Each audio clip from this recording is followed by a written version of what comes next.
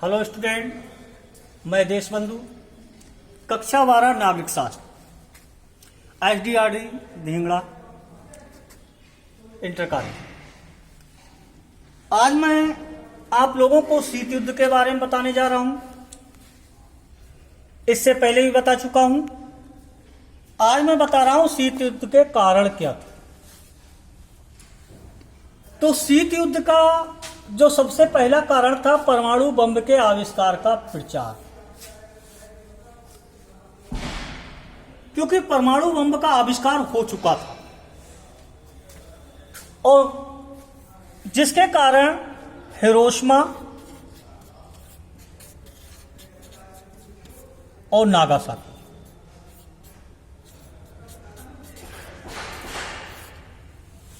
इन पर इस परमाणु बम का प्रयोग भी किया गया। लेकिन यह कहा जाता है कि परमाणु बम का आविष्कार अमेरिका के द्वारा कर लिया गया था और इसकी जानकारी ब्रिटेन और कनाडा को थी, लेकिन इसकी जानकारी सोवियत संघ को नहीं थी। लेकिन जब इसका प्रयोग हुआ तो सोवियत संघ को भी इसकी जानकारी प्राप्त हो गई। तो ये बम के आविष्कार को बनाया गया और जिसको सोवियत संघ से गुप्त रखा गया, इसलिए सोवियत संघ और अमेरिका के बीच वैमनस्यता बढ़ गई। यह भी कारण था। दूसरा कारण था कि सोवियत संघ के द्वारा अमेरिका की आलोचना।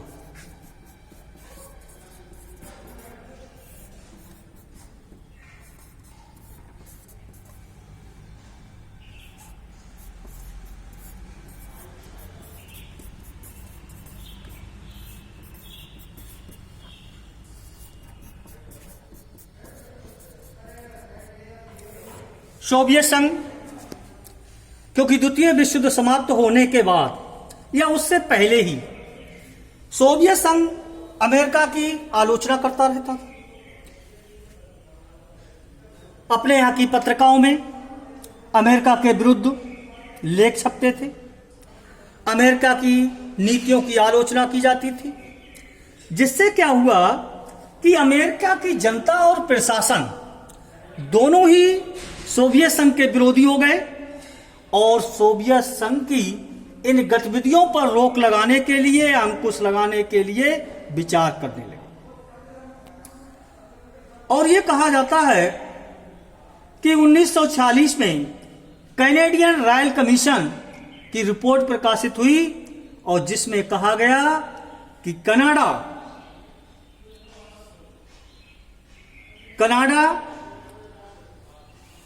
की जो साम्यवादी पार्टी है वह सोवियत संघ की एक भुजा है। और यह सब देखकर अमेरिका सरकार ने सोवियत संघ से सावधानी बरतना प्रारंभ कर दिया, क्योंकि संपूर्ण विश्व में साम्यवाद की अमेरिका के द्वारा आलोचना की जाने लगी। इधर सोवियत संघ ने जो तीसरा कारण है कि सोवियत संघ के द्वारा पश्चिम की नीति का विरोध किया गया।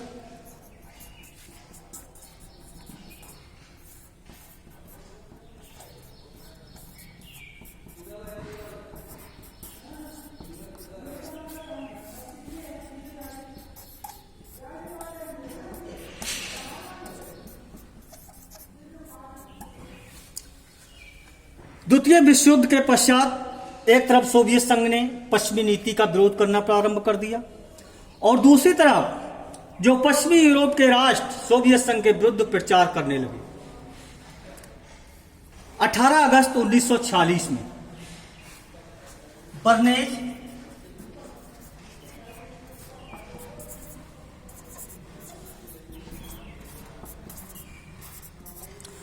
बर्नेज जो अमेरिका के सचिव थे और बेबिन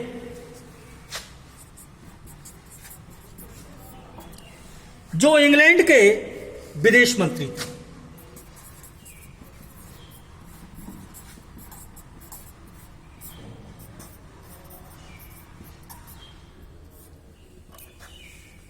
इन्होंने कहा कि हमें तानाशाही के रूप में या तानाशाही के रूप के स्थान पर दोहरे रूप के संस्थानों को रोकना चाहिए, या जो दूसरे रूप के संस्थान हैं उनको रोकना चाहिए। और इसी प्रकार ब्रिटिश प्रधानमंत्री चर्चिल ने भी कहा है कि बाल्टिक में स्टेनिन से लेकर एड्रियाटिक में ट्रीटस्के तक महाद्वीप में एक लौह आवरण क्षेत्र में निवास करने वाली जनता न केवल सोवियत प्रभाव में है बल्कि वह सोवियत नियंत्रण में है। जब ऐसा वक्तव्य चर्चिल के द्वारा दिया गया जिससे सोवियत संघ इन पश्चिमी देशों की नीति का विरोध करने लगा, और दूसरी तरफ ब्रिटेन और अमेरिका के गठबंधन होने के कारण भी सोवियत संघ ने इन पश्चिमी देशों की, या कह सकते हैं कि अमेरिका की आलोचना करना प्रारंभ कर दी। चौथा जो कारण है बर्लिन की घेराबंदी।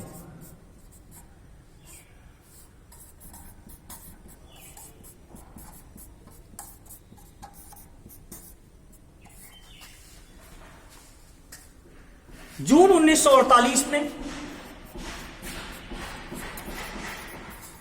सोवियत संघ के द्वारा जो प्रोटोकॉल तय हुआ था विश्व युद्ध के पश्चात, उसकी अवहेलना करते हुए बर्लिन की घेराबंदी करना प्रारंभ कर दिया, और इस बात की सुरक्षा परिषद में बात भी की गई, या कह सकते हैं सोवियत संघ की शिकायत की गई। विश्व में इस बात का प्रचार भी किया गया कि ऐसी कार्रवाई की जाए जिससे कि शांति बनी रह सके, अन्यथा क्या होगा कि शांति समाप्त हो जाएगी, युद्ध प्रारंभ हो जाए। और उधर जो अगला कारण है कि सोवियत संघ के द्वारा वीटो का कई बार प्रयोग किया गया।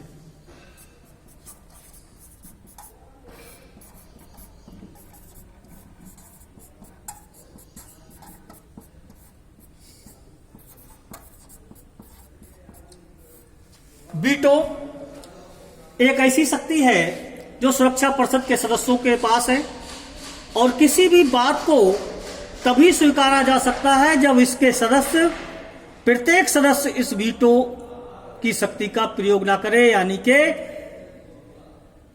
सभी लोग उस बात को स्वीकार करें तभी वह बात मानी जाएगी। अन्यथा अगर एक भी व्यक्ति ने इस शक्ति का प्रयोग किया तो वह बात को स्वीकार नहीं किया जाएगा। तो सोवियत संघ ने प्रारंभ से ही वीटो का प्रयोग करना प्रारंभ कर दिया, जिससे क्या हुआ, जो संयुक्त राष्ट्र संघ के कार्य थे उन कार्यों में बाधा उत्पन्न होने लगी। इसके कारण भी क्योंकि पश्चिमी राष्ट्रों के कई प्रस्तावों को सोवियत संघ ने इस वीटो का प्रयोग करके मानने से इनकार कर दिया, जिससे क्या हुआ कि पश्चिमी राष्ट्र सोवियत संघ की आलोचना करने लगे, जिससे विश्व में तनाव का वातावरण उत्पन्न हुआ। अगला कारण आता है U2 की घटना।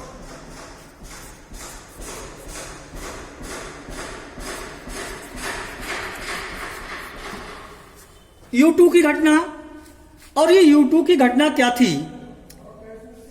U2 अमेरिका का एक जासूसी विमान था।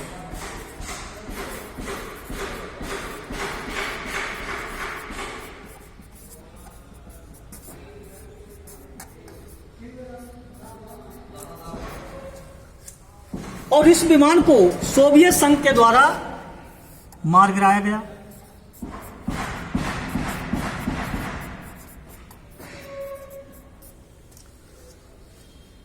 इस कारण क्योंकि सोवियत संघ का यह मानना था कि अमेरिका सोवियत संघ की जासूसी कर रहा है, और इसी जासूसी से सोवियत संघ अप्रसन्न हो गया और उसने मांग की कि अमेरिका इस असम्मानजनक कार्य के लिए, या कह सकते हैं कि जासूसी न करने का आश्वासन दे। सोवियत संघ की इस मांग को अमेरिका स्वीकार करने के पक्ष में नहीं था। इसलिए इस U2 की घटना ने अमेरिका और सोवियत संघ के बीच तनावपूर्ण वातावरण उत्पन्न कर दिया। अगला कारण है पेरिस शिखर सम्मेलन।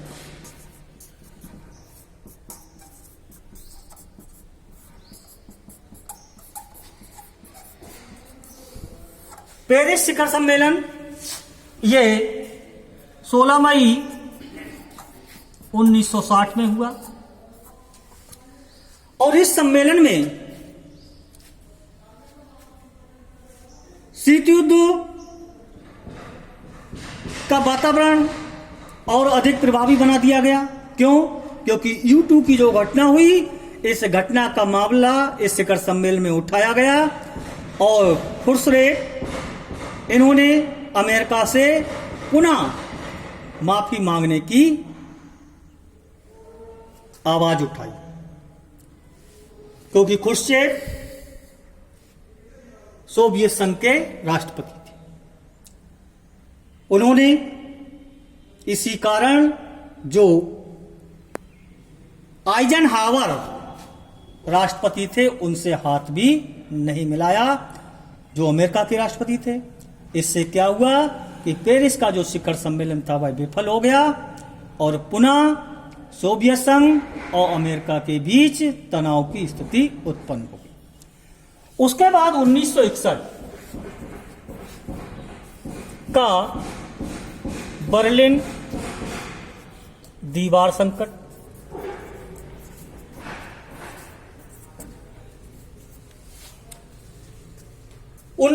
में बर्लिन दीवार संकट और क्यूबा मिसाइल संकट।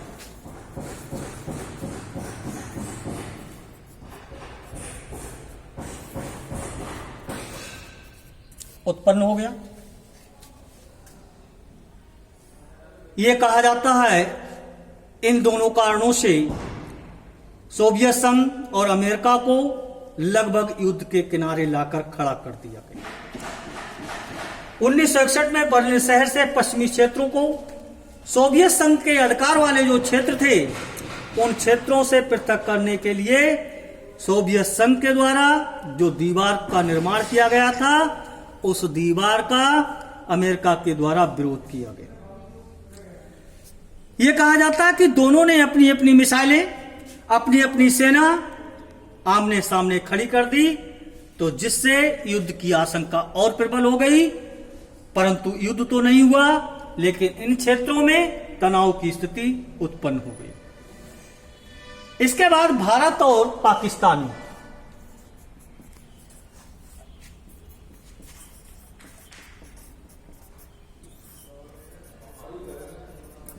1965 भारत और पाकिस्तान में जो 1965 में युद्ध हुआ, इस युद्ध में दोनों पक्षों ने विरोधी पक्ष लिए। सोवियत संघ ने भारत का पक्ष लिया और अमेरिका ने पाकिस्तान का पक्ष लिया, जिसके कारण भी दोनों शक्तियों के बीच तनाव का वातावरण उत्पन्न हुआ। और अगला जो कारण आता है 1962 का बर्लिन दीवार संकट, 1969 का 1969 का बर्लिन दीवार संकट।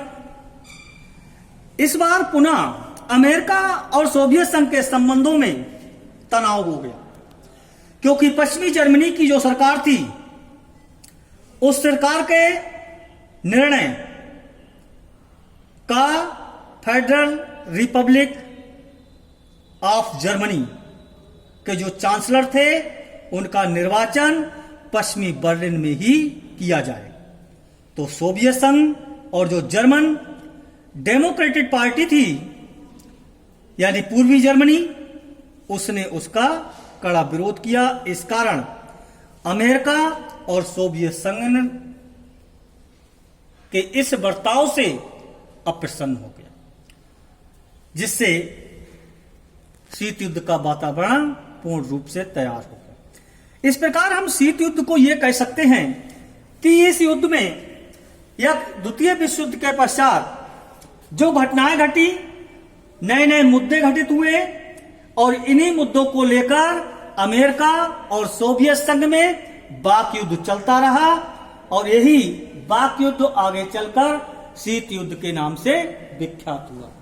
तो छात्रों, इससे संबंधित वीडियो को आपके व्हाट्सएप पर डाल दिया जाएगा और अपना कार्य सभी बच्चे कॉपी पर करते रहें।